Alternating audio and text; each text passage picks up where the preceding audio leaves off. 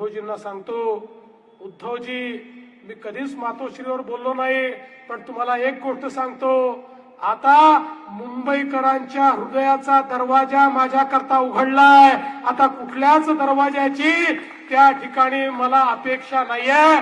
हा सगळ्यात महत्वाचा दरवाजा या ठिकाणी मी उघडलाय. आणि आता हे नवीन मुंबई पॅटर्न सांगून राहिले आहेत. कोणता मुंबई पॅटर्न आहे यांचा भ्रष्टाचाराचा मला माहिती नाही.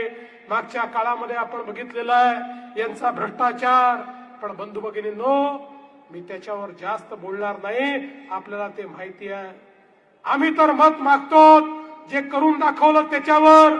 अरे 25 वर्ष या मुंबईवर ज्यांनी राज्य केलं त्यांना जेव्हा आम्ही प्रश्न विचारतो, तुम्ही केलेलं एक काम, एक मोठं काम, आयकॉनिक काम दाखवा, एकही काम ते दाखवू शकत नाही. मी तर त्यांना चॅलेंज दिला. मी सांगितलं की तुम्ही विकासावर एक भाषण करून दाखवा, मी 1000 रुपये देईन. माझे 1000 रुपये वाचले.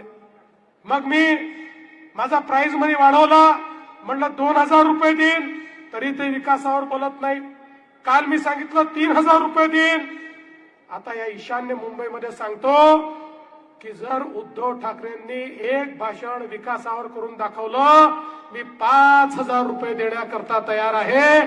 त्यांनी एक भाषण विकासावर करून दाखवावं.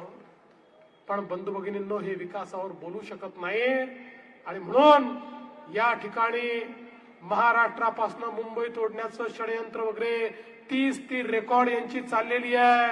अरे कधीतरी रेकॉर्ड बदला, आता ती घासलेली आहे.